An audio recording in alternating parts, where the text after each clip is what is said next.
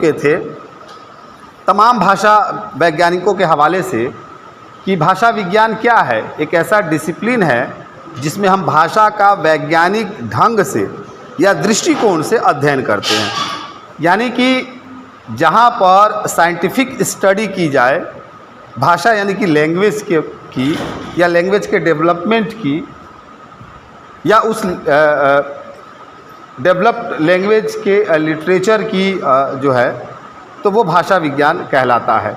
देवेंद्र शर्मा ने सामान्य सी परिभाषा ही दी थी कि जिस विषय में भाषा का वैज्ञानिक अध्ययन करते हैं उसे भाषा विज्ञान कहते हैं। अब ये जो भाषा विज्ञान है उसके बारे में ये कहा गया कि इसकी 5 शाखाएं होती हैं भाषा विज्ञान की। लिखिए नहीं, द्वारका प्रसाद सक्सेना का पेज नंबर 33 और मुझे लगता है भोलानाथ तिवारी का पेज नंबर 18 और देवेंद्र नाथ शर्मा का पेज नंबर 168 के बाद आप खोल करके कोई भी किताब देख लीजिएगा। कोई मैं बहुत ही मौलिक किस्म की बात नहीं बता रहा हूँ, इन्फॉर्मेटिव है पूरा लेक्चर लगभग, बस मैंने उसे एक जगह ला दिया है कि क्या आपके सामने आएगा। तो कहते कि 5 जो है इसकी शाखाएं या प्रकार होते हैं इसके। एक तो सामान्य भाषा विज्ञान जिसे जनरल लिंग्विस्टिक्स कहते हैं। दूसरा है वर्णात्मक भाषा विज्ञान जिसे डिस्क्रिप्टिव लिंग्विस्टिक्स कहते हैं। बैठ जाओ कहीं देख के, देखो जहाँ 2 लड़कियाँ बैठी हों वहाँ बैठ जाओ और जहाँ 2 लड़के बैठे हों बीच में वहाँ बैठ जाओ, बस टाइम मत वेस्ट करो। तो कहा कि एक तो जनरल लिंग्विस्टिक्स, दूसरा डिस्क्रिप्टिव लिंग्विस्टिक और तीसरी जो शाखा या प्रकार है उसके बारे में कहा कि एककालिक भाषा विज्ञान, ठीक है, बहुकालिक भाषा विज्ञान। एककालिक और बहुकालिक मतलब टाइम बाउंड और टाइम से बाहर दोनों। चौथा कहा गया तुलनात्मक भाषा विज्ञान, इसे वैतरिक भाषा विज्ञान भी कहा गया, कंपैरेटिव जो लिंग्विस्टिक्स है वो। और 5वां कहा गया सैद्धांतिक भाषा विज्ञान, यानी कि एक तरह से जो थ्योरेटिकल लिंग्विस्टिक्स। तो 5 भाषा विज्ञान की शाखाएं बनी या प्रकार बने और 5 अलग अलग हैं। 5 का अध्ययन हम नहीं करते। हमारा जो काम है जिसमें से ज़्यादा काम चीज़ चलना है कि इसमें या तो हम सामान्य तौर से भाषा विज्ञान की जानकारी हासिल करते हैं जैसे कि आप कर रहे हैं, उससे अगर आगे बढ़ेंगे कब, जब हम एज ए लिंग्विस्टिक्स इसकी स्टडी करेंगे। जैसे अगर आप लिंग्विस्टिक्स से एमए करने चले जाएं तो फिर इन शाखाओं को पढ़ेंगे। इन 5 के अलावा भी कुछ शाखाएं होती हैं, लेकिन ये शाखाएं दूसरी तरह से इसका अध्ययन होता है। जैसे कि होती कौन सी है मैं बता देता हूँ कि समाज भाषा विज्ञान, लिंग्विस्टिक्स का वह पक्ष जिसमें हम क्या है कि सोशल जो कॉन्सेप्ट्स हैं उसके आधार पर अध्ययन करते हैं। मनोभाषा विज्ञान, मनोविज्ञान को सेंटर्ड में रख करके भाषा का अध्ययन, इसीलिए मनोभाष की एक पूरा का पूरा टर्म ही है। हमारे मित्र राजीव जी ने मनोभाषिकी पे ही काम किया है और मेरे यहाँ घर आए थे और मनोभाषिकी पर एक बहुत ही बढ़िया किताब लेकर के चले गए और बाद में बताया कि भैया वो किताब ले आया हूँ। तो कल मुझे याद दिला रहे थे कि आप तो भाषा विज्ञान आजकल पढ़ रहे हैं लेकिन आपकी किताब तो मेरे पास है। तीसरा है शैली विज्ञान। जब साहित्य में हम लिंग्विस्टिक्स का अप्लाई करते हैं तो ये शैली वैज्ञानिक अध्ययन कहलाता है। इसलिए जब किसी की कविता पर या बात करते हैं कि उसमें ध्वनि कैसी है, उसमें शब्द कैसे है, उसकी निर्मिति कैसी है, तो ये शैली वैज्ञानिक अध्ययन कहलाता है, याद रखिएगा। और चौथा है नृजाति जो है भाषा विज्ञान, जिसे एक तरह से नृपति विज्ञान कहते हैं इस तरह से। तो ये 4 ऐसी शाखाएं हैं जिसमें अध्ययन होता है। अब दरअसल इस शब्द पर विचार कर ले। क्या था कि पहले और अब भी आप में से ज़्यादातर लोग ये मानते होंगे कि भाषा विज्ञान इक्वल टू व्याकरण और व्याकरण इक्वल टू भाषा विज्ञान। अरे वैसा ही तो पढ़ रहे जैसा व्याकरण में पढ़ते थे। बहुत सारे लोग मानते रहे हैं, आप मानने वाले पहले तो है नहीं, वो यही मानते रहे कि भाषा विज्ञान और व्याकरण दोनों एक ही चीज़ है, क्योंकि वो व्याकरण में भी हम क्या करते हैं, भाषा की निर्मिति का ही अध्ययन करते हैं और भाषा विज्ञान में भी अध्ययन करते हैं। लेकिन आगे चल करके ये अलग होने लगा। अलग कैसे हुआ कि पहले जो दोनों बराबर माने जाते थे, भाषा विज्ञान और व्याकरण, उसका अगला जो बढ़ा हुआ रूप था, भाषा विज्ञान का जो अगला कदम था वो कंपैरेटिव ग्रामर के रूप में जाना गया, या जो है भाषा विज्ञान के रूप में। फिर जब वो आगे बढ़ा और तो कंपैरेटिव फिलोलॉजी, ठीक पढ़ रहा हूँ, उच्चारण अगर गड़बड़ हो तो सुधार देना भाई, आदित्य भी बैठे हैं, बाकी अंग्रेजी के और जानकार लोग बैठे हैं। तो फिलोलॉजी जो है ये शब्द इस्तेमाल हुआ, सीधे सीधे लिंग्विस्टिक नहीं, फिलोलॉजी इस्तेमाल हुआ। भोलानाथ तिवारी की किताब उठा के देख ले। और इसके बाद 1817 में डेविज ने ग्लोसोलॉजी एक टर्म इस्तेमाल किया भाषा विज्ञान के लिए, और 1841 में प्रीचर्ड ने ग्लोटोलॉजी या ग्लोटालॉजी ये एक टर्म इस्तेमाल किया।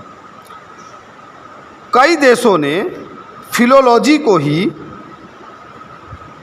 भाषा विज्ञान के रूप में बरतना शुरू किया। और ये जो फिलोलॉजी जो शब्द बना था ये दरअसल यूनानी शब्द से बना था। यूनानी का फिलोस, अरे यार किसी ने मिटाया नहीं, कोई बात नहीं।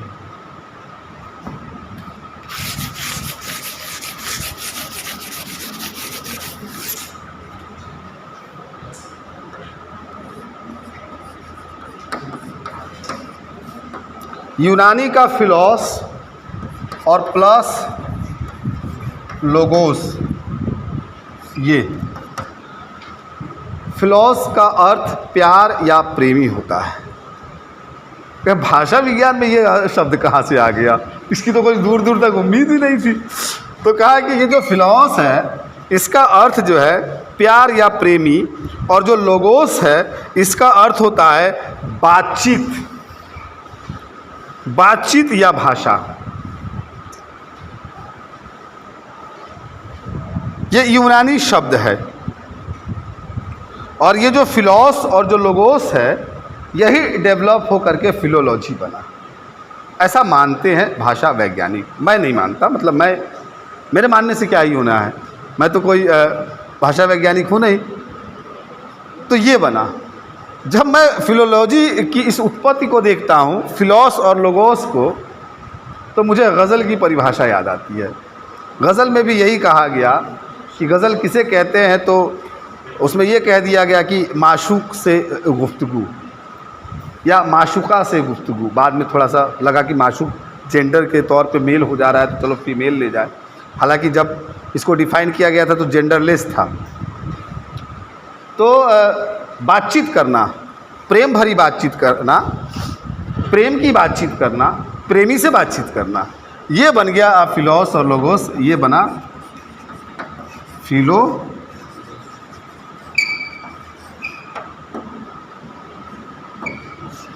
फिलोलॉजी। अब क्या हुआ कि यह जो यूनानी शब्द था, मतलब जो ये जो यूनानी शब्द था जो कि फिलोलॉजी में कन्वर्ट हुआ, तो कन्वर्ट होने की प्रक्रिया क्या थी? दरअसल ग्रीक से यह लैटिन में आया। वैसे यूरोपीय भाषा संसार में परिवर्तन इसी तरह से हुआ है, इसलिए जब भी आप भाषा विज्ञान या वेस्टर्न पोलिटिक्स पढ़ेंगे तो पहले यूनानी या ग्रीक आएगा, तब फिर लैटिन आएगा, तब फिर अंग्रेजी आएगा, क्योंकि रोमन साम्राज्य के डेवलप होने के साथ ही यूनान पे रोम का हमला होने के बाद न केवल रोम साम्राज्य बढ़ा, एक अलग तरह की भाषा भी डेवलप हुई, जो फिर आगे चल के लैटिन और ये। तो कहा कि लैटिन में आया, और लैटिन में जो इसका रूप था वो था फिलोलॉजिया।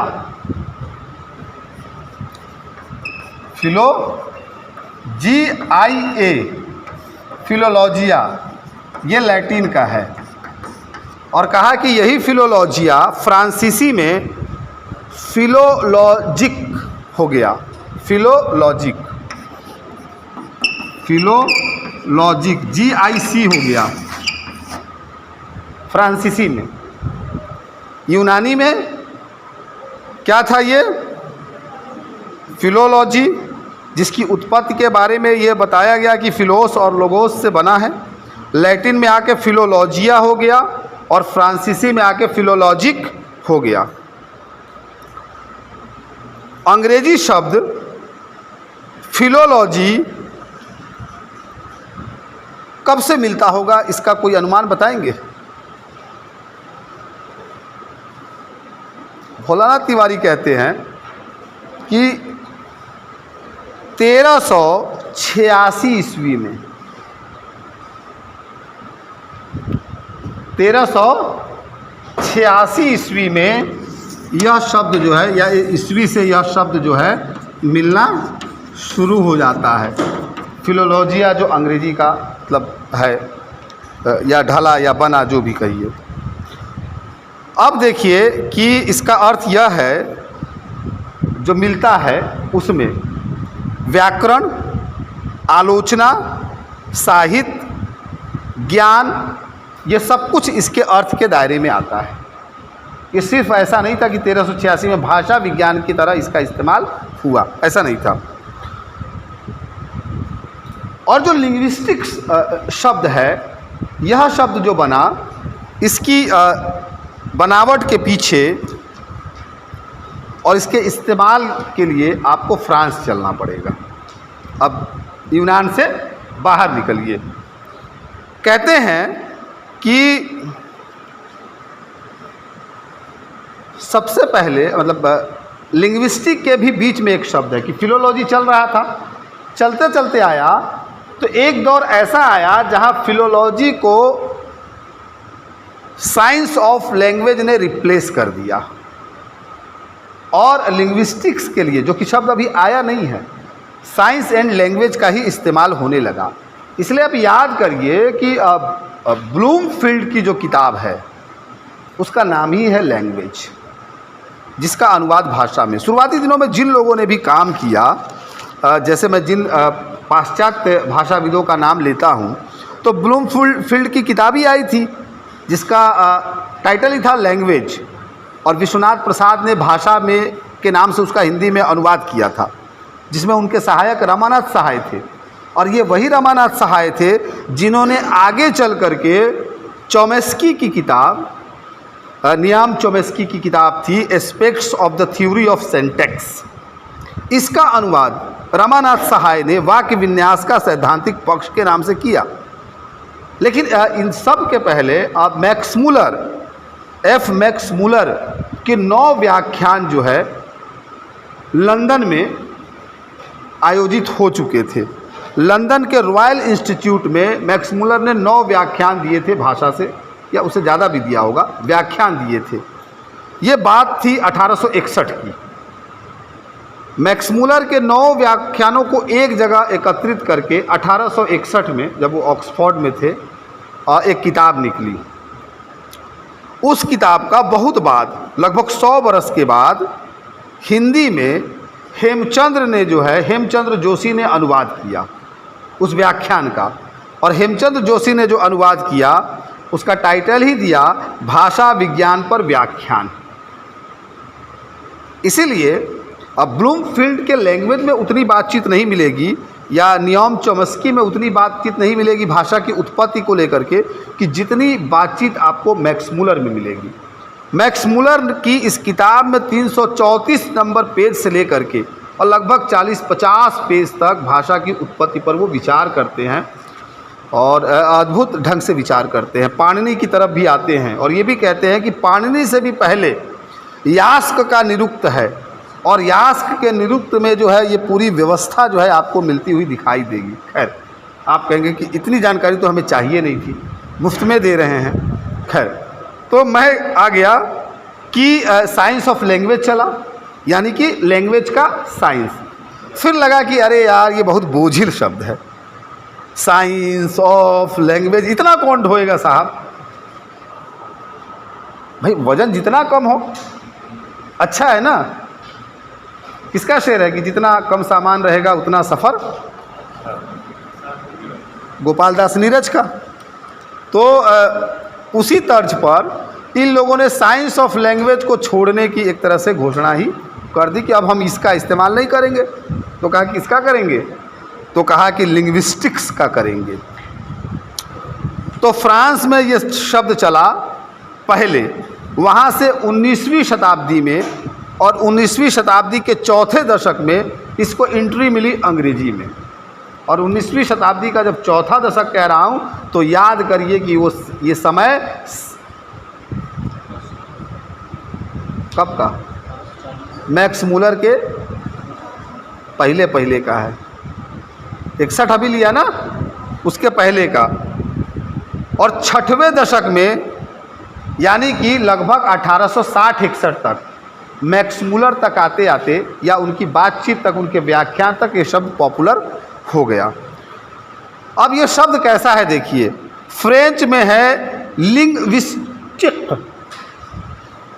अब ये भी मिटा के लिखना पड़ेगा, याद कहाँ गया। हाँ, एक तो माशाअल्लाह बोर्ड ऐसा है, भाषा विज्ञान वगैरह पढ़ने के लिए, काव्यशास्त्र पढ़ने के लिए स्मार्ट क्लासरूम चाहिए। टीचर स्मार्ट होना हो, क्लासरूम स्मार्ट चाहिए। तो कहा कि फ्रेंच में ये जो शब्द था, ये था, ध्यान से देखिएगा, बस एक एक अक्षर का ही पूरा हेर फेर है।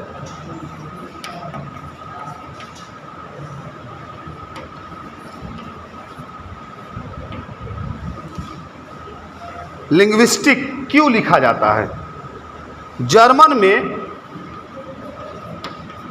यह जो शब्द है ये थोड़ा अलग तरह से है, यानी कि इसको अलग तरह से उच्चारित करते हैं। स्प्राक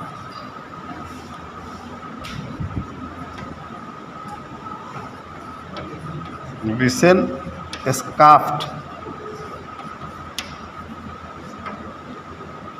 हालांकि इस शब्द का अर्थ भाषा विज्ञानी होता है, भाषा विज्ञानी, और इसका अर्थ भाषा विज्ञान। ये वही है जिसे जो अंग्रेजी में लोकप्रिय होकर क्या बना, लिंग्विस्टिक।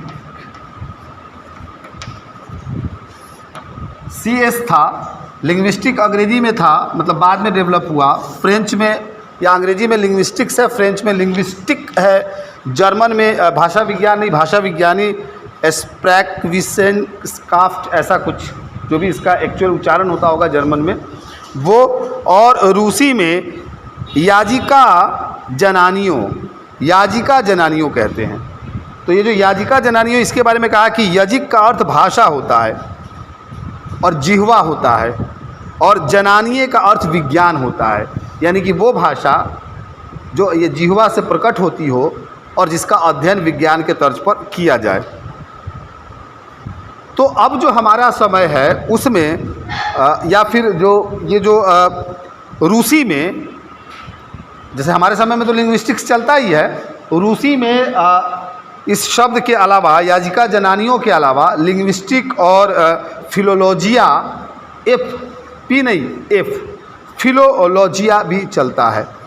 क्योंकि आप जानते हैं कि अमेरिकन अंग्रेजी और यूरोपियन अंग्रेजी और भारतीय अंग्रेजी सब अलग अलग हैं, सब में स्पेलिंग सेम नहीं है कई शब्दों का। खैर ये हुआ। अब इस बात की तरफ आते हैं कि भाषा की उत्पत्ति का क्या मामला है। और क्योंकि भाषा विज्ञान हमने बता दिया और भाषा विज्ञान की परिभाषा भी पहले बता दी है और भाषा की परिभाषा भी मैं बता चुका हूँ। हमारे अध्ययन का आज का जो पाठ्यक्रम था तो वो अब शुरू होता है, वो है भाषा की उत्पत्ति।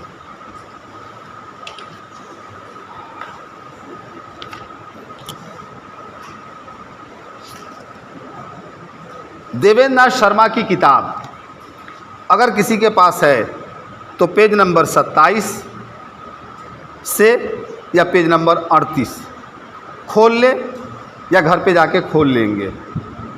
अगर आपके पास और पेज नंबर 65, देवेंद्र नाथ शर्मा का पेज नंबर 27, 1-2 आगे तक, 38 और पेज नंबर 65 से लगभग 10-12 पेज आगे तक ये देख लेंगे।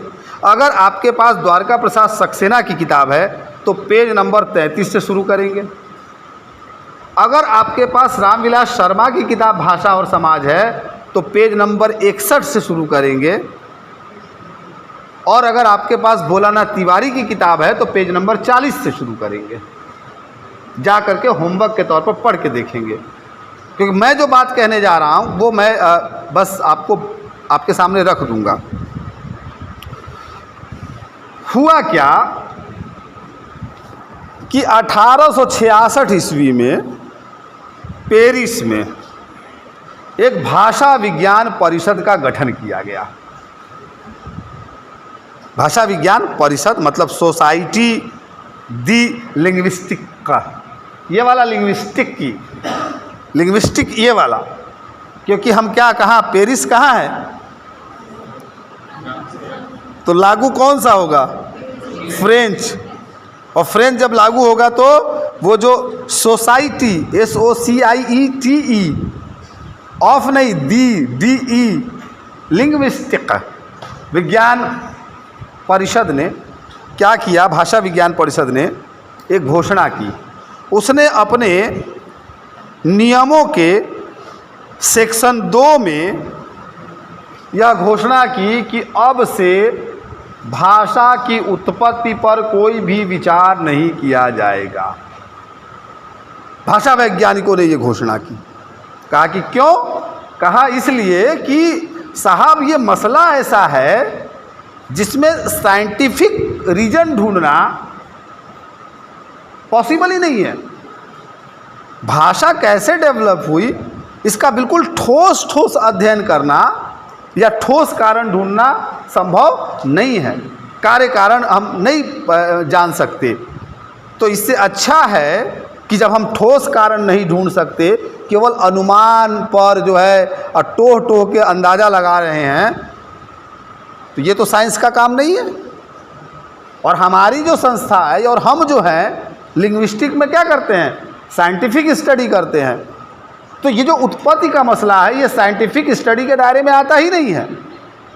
तो क्यों ना इस पर बातचीत ही बंद कर दी जाए और जैसा है वैसा स्वीकार कर लिया जाए और बहस के केंद्र में इसे न लाया जाए।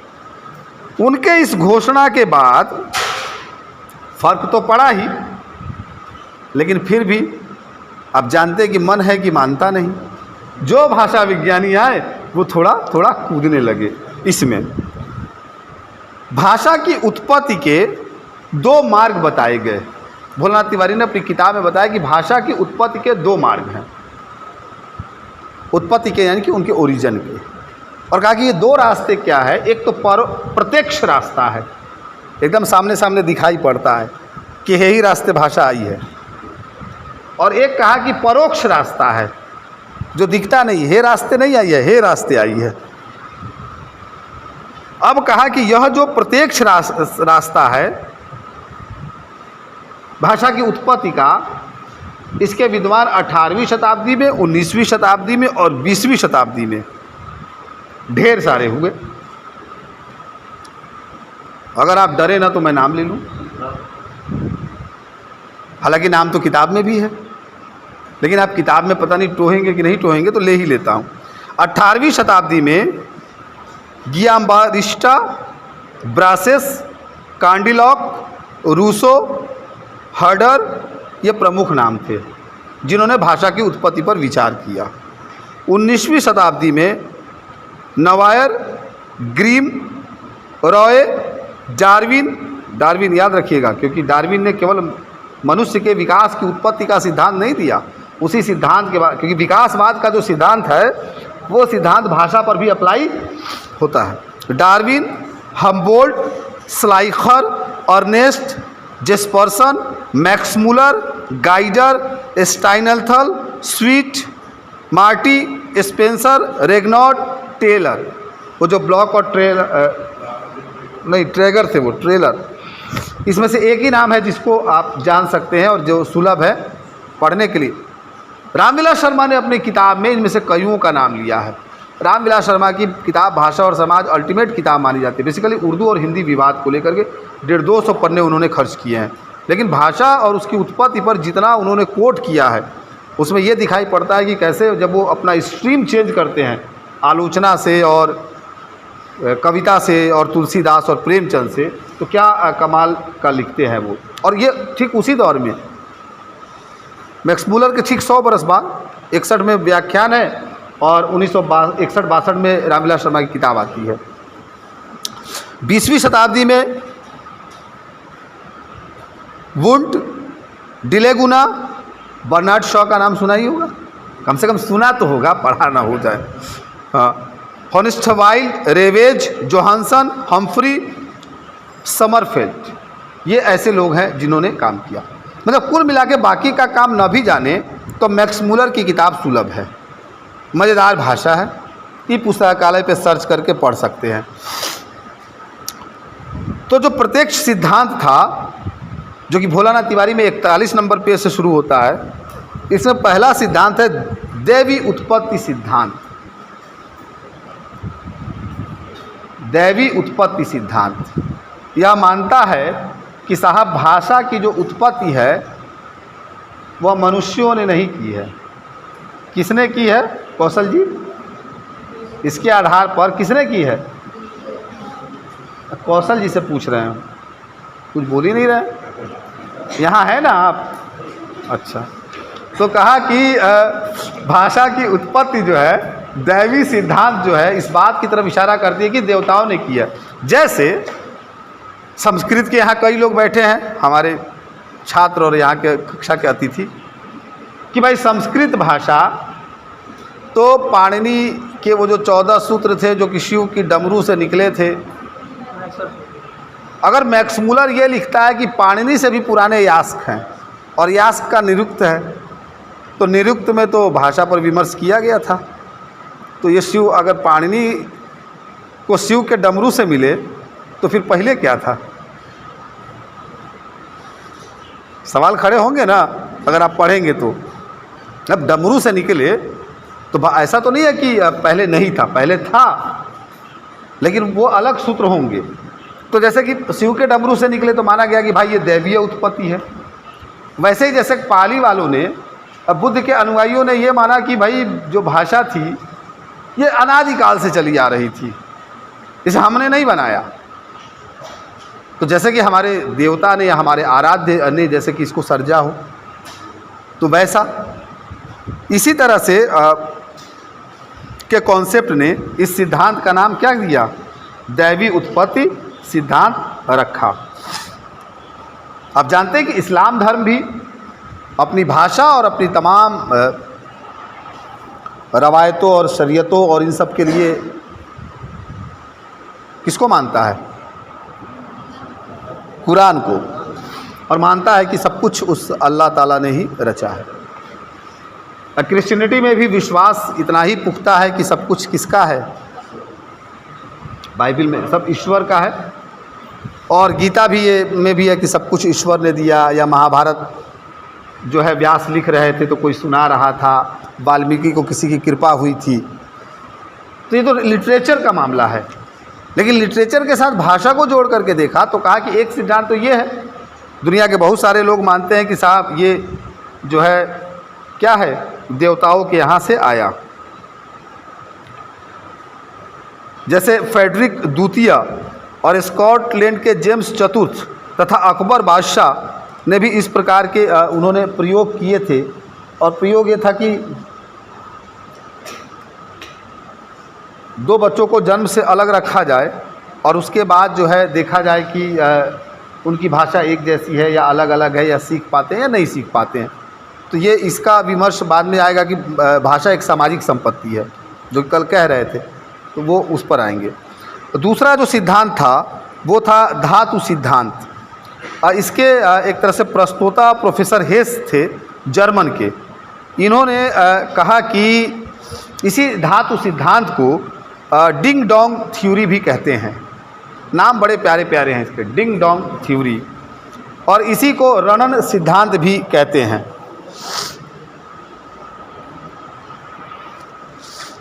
रणन सिद्धांत भी कहते हैं।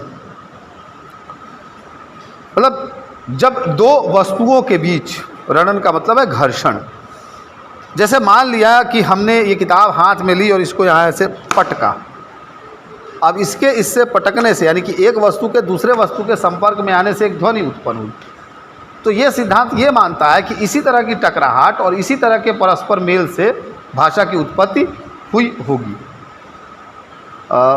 इसके बारे में भोलानाथ तिवारी कहते हैं कि इस सिद्धांत के विरुद्ध कई बातें कही जा सकती है। पहली बात तो यह है कि मनुष्य के संबंधों में इस प्रकार की कल्पना के लिए कोई आधार नहीं है। कुछ कल्पनाएं साधार होती है इसलिए उन्हें माना जाता है, किंतु ये नहीं है। भारोपीय तथा सेमेटिक आदि कुछ परिवारों में तो धातुओं का पता चलता है, लेकिन दुनिया में कई ऐसी भाषाएं हैं जहां धातुओं का पता नहीं चलता। तो वहां रणन कैसे हुआ होगा, भाषाएं कैसे बनी होंगी। उसके बाद चौथा सिद्धांत है निर्णय सिद्धांत। इसे प्रतीकवाद, स्वीकारवाद, संकेत सिद्धांत और संकेतवाद भी कहते हैं। कहते कि इसमें यह तर्क दिया गया कि मनुष्यों ने जब देखा कि हाथ आदि के संकेतों से काम नहीं चल रहा है, कि हम हाथ हिला रहे हैं, अब यह दिक्कत उसके सामने कब आई होगी? भाई किसी के पास आंख होगी तभी तो हाथ हिलाएंगे। तो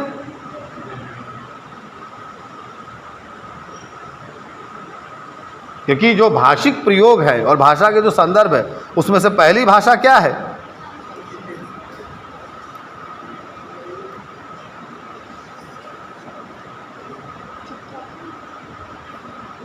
आंगिक है, दूसरी वाचिक है, तीसरी लिखित है। भोलानाथ तिवारी तीन की ही चर्चा करते हैं, लेकिन देवेंद्र शर्मा चौथी यांत्रिक कहते हैं। अपने को एक्सप्रेस करने का जो तरीका है उसमें से पहला तरीका सिग्नल लैंग्वेज है, दूसरा तरीका जो है ओरल लैंग्वेज है, तीसरा तरीका रिटेन लैंग्वेज है और चौथा तरीका जो है टेक्निकल लैंग्वेज है, जो कि अब डेवलप हो चुका है। तो कहा कि हम हाथ हिला रहे हैं। अगर पहले ये हुआ होगा कि आंगिक रहा होगा तो हाथ से हिला के एने आवा ओने जा, अभी भी करते हैं ये। जब हम ये पाते कि हमारी आवाज़ पहुंच नहीं सकती, बहुत शोर है, बहुत भीड़ है, तो हम कहते हैं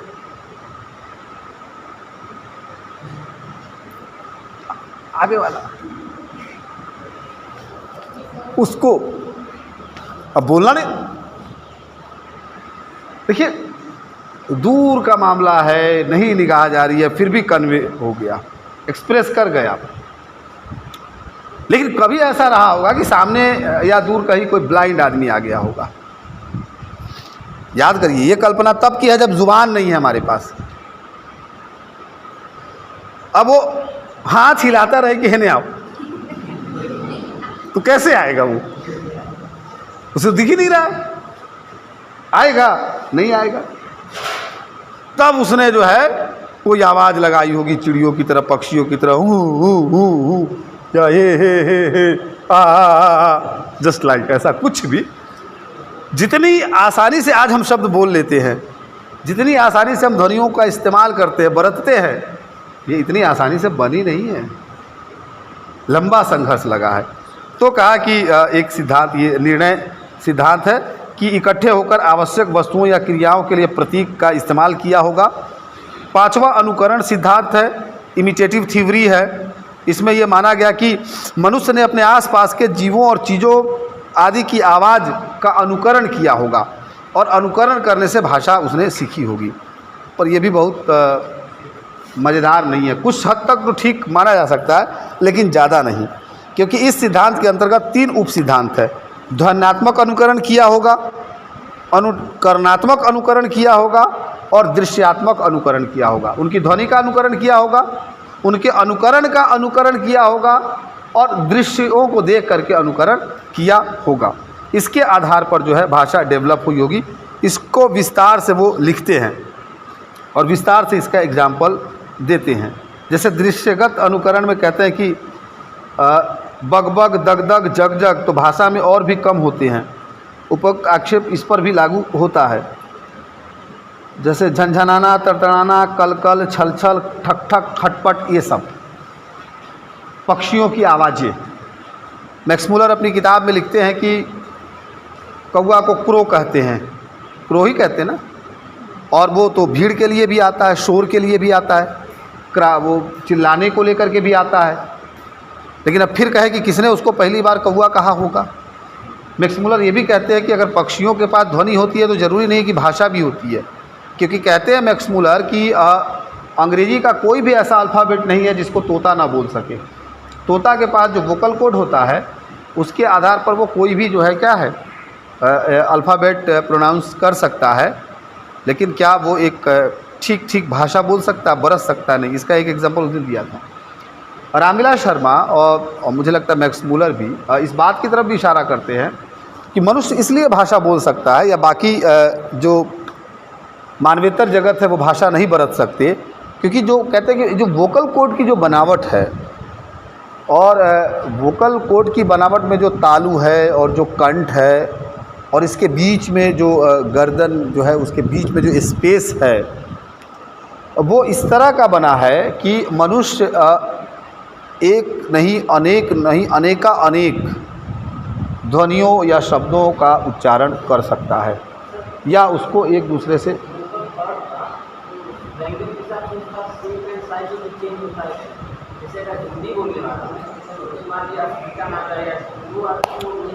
वोकल कोड चेंज नहीं होता है। वोकल कोड चेंज नहीं होता है, मतलब वोकल कोड तो शारीरिक बनावट है वैसे ही रहेगी। जो एटमॉस्फेयर है बाहर का इन्वायरमेंट है वो असर डालता है, क्योंकि भाषा की इस उत्पत्ति में आप ये भी पढ़ेंगे या भाषा का जो सामान्य नियम है उसमें पढ़ेंगे कि भौगोलिकता भी भाषा को प्रभावित करती है।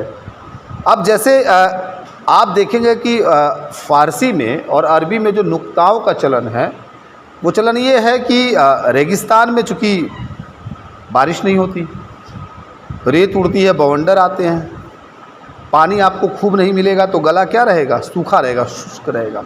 तो इसलिए आप देखेंगे कि वो जो ज़बान है ना उसमें ज़बान में क़यामत और ये जो इस तरह के जो शब्द हैं, मुलाकात की आपसे और गए, और ये एक तो ये दूसरा टोन का, ठंडे प्रदेश का आदमी, पहाड़ी इलाके का आदमी बहुत लंबे लंबे वाक्य नहीं बोलते। देखिएगा या छोटे उनके शब्द कैसे होते हैं। गर्म इलाके का आदमी और जो गर्म और ठंडे दोनों के बीच में उष्ण कटिबंध, समशीतोष्ण कटिबंध और शीत कटिबंध है ना, ज्योग्राफी तो पढ़े ही होंगे इतना, तो ज्योग्राफी को ध्यान में रखिए, यानी कि बाहरी वातावरण का बहुत फ़र्क पड़ता है। इसलिए बिहार का आदमी जब भोजपुरी बोलता है तो उसका एक अलग टोन है, काशिका का अलग टोन है, अवधी का अलग टोन है, ब्रज का अलग टोन है, बुंदेली का अलग टोन है। क्योंकि बुंदेली आप देखिए, बुंदेलखंड की जो मिट्टी है, जो बनावट है उसमें किस तरह का है, इसलिए लगेगा कि मिठास की कमी लगेगी, लगेगा कि मार रहे हैं लाठी कपारे पर। भोजपुरी भी कई तरह का है, भभुआ की भोजपुरी अलग है, भोजपुर साइड की, छपरा की भोजपुरी अलग है, हमारे यहाँ बज्जिका मिश्रित जो भोजपुरी है अलग है, मिथिला में जाएंगे तो वो भोजपुरी से थोड़ा सा अलग हो जाती है, लेकिन उसकी देखिए कि सब भाषा की मिठास।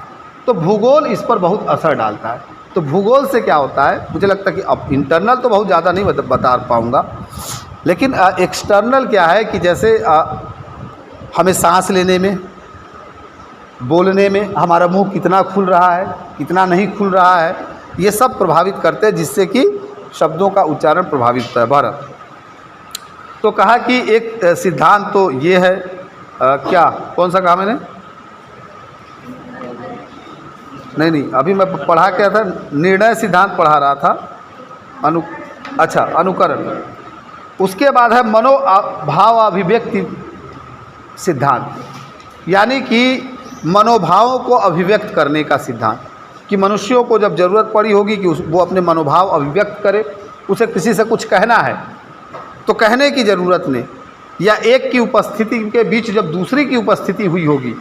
याद करिए कि आप वेस्टर्न पोएटिक्स पढ़ करके आ रहे हैं, थर्ड सेमेस्टर के सारे, आपको याद होगा कि जब मैं वेस्टर्न पोएटिक्स में पूरा का पूरा डेवलपमेंट पढ़ा रहा था, आप लोग तो नहीं, बी सेक्शन वाले, तो पूरा जब डेवलपमेंट पढ़ा रहा था तो मैंने आपको पढ़ाया था कि नाटक की उत्पत्ति कैसे होती है, और होमर से जो पूरा का पूरा काव्यशास्त्र डेवलप होता है, होमर के पहले, यानी कि उसमें सोफो भी है, तमाम लोग हैं, तो कैसे एक पात्र पुजारी, एक दूसरा पात्र क्या है, वो है जो देवता है, मतलब दो पात्रों की कल्पना होती है, फिर तीसरे पात्र की एंट्री होती है। अचानक से नहीं होती कि पहले ही 3 पात्र तय हैं, पहला है, दूसरा है, तीसरा है। शताब्दियां लग जाती है पात्र की एंट्री करने में, तब जाके नाटक में संवाद की कल्पना की जाती है। तो जब एक से दूसरा आया होगा तो दूसरे की उपस्थिति ने पहले को या दूसरे को क्या किया होगा, मनोभाव को अभिव्यक्त करने के लिए प्रेरित किया होगा। जैसे कि कामायनी का श्रद्धा सर्ग, कौन तुम संस्कृति जल निधि के तीर बैठे हुए हो, कौन हो भाई, कहाँ से आए हो? तो फिर वो पूछता है, वो बताता है, फिर पूछता है तुम कौन हो? तो वो कहती मैं श्रद्धा हूँ। तो ये है कि ज़रूरत आमने सामने में हो, इससे भी हुआ होगा। फिर एक सिद्धांत है यो हे हो सिद्धांत, यो हे हो, हाँ, यो हे हो, यो हे हो, यो हे हो। अरे इसमें कुछ जटिल नहीं है भाई, जो बोल रहा हूँ वही है। यो हे हो, यो हे हो, यो हे हो। अब कहा क्या है कि दुनिया में श्रम करने के दौरान या श्रम के या संघर्ष के बीच से जो भाषा उपजती है, भाषा वैज्ञानिकों ने ये माना कि यह भी भाषा की उत्पत्ति के सिद्धांत हैं। जैसे कहा कि यो हे हो में कहा कि श्रम ध्वनि, जब हम काम कर रहे होते हैं तो क्या करें, यो जोर लगा के हैसा हैसा या, तो कहा कि ये सब जो ध्वनियाँ हैं, इन ध्वनियों ने क्या किया होगा, भाषा की उत्पत्ति की होगी।